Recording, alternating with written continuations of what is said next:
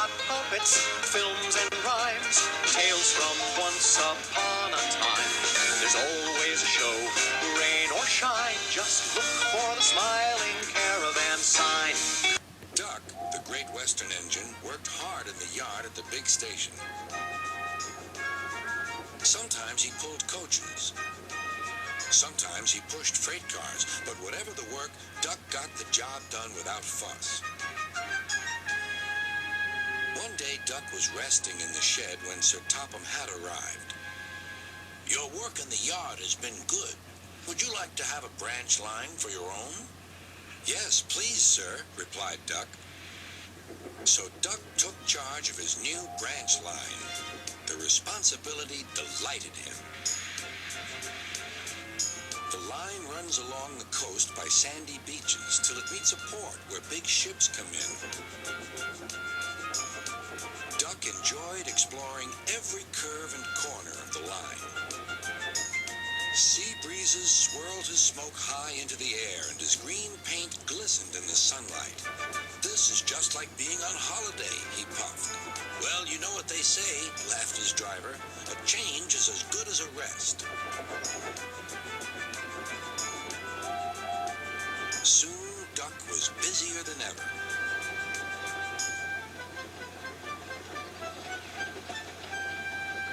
Sir Topham Hatt was building a new station at the port.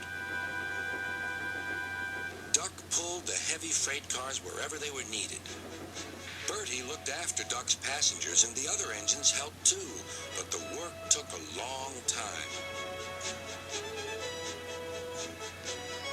Noise and dust filled the air. "Don't worry," whistled Toby. "The station's nearly finished."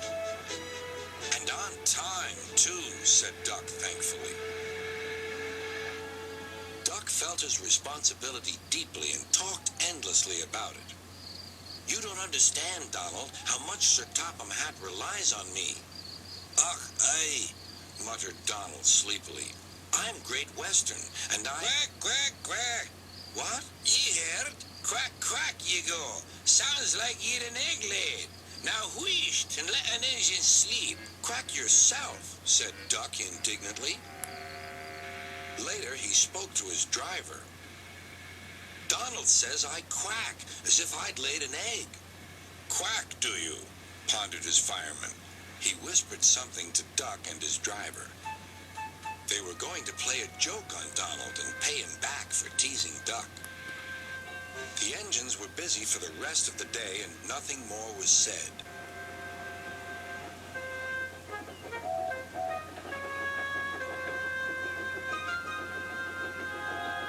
Not even a quack. But when at last Donald was asleep, Duck's driver and fireman popped something into his water tank. Next morning, when Donald stopped for water, he found that he had an unexpected passenger aboard. A small white duckling popped out of his water tank. "Now, who's behind this?" laughed Donald. The duckling was tame. She shared the fireman's sandwiches and rode in the tender.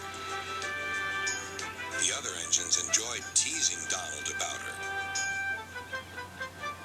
Presently, she grew tired of traveling and hopped off at a station, and there she stayed.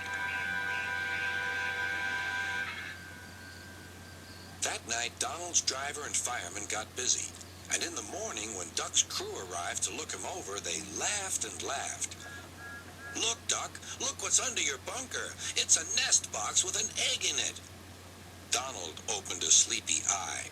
"Well, well, well, ye must have laid it in the night, Duck, all unbeknownst." Then Duck laughed too. "You win, Donald. It'd take a clever engine to get the better of you." There's a pond near the duckling station. Here she often swims and welcomes the trains as they pass by. The station master calls her Dilly, but to everyone else, she is always Donald's duck.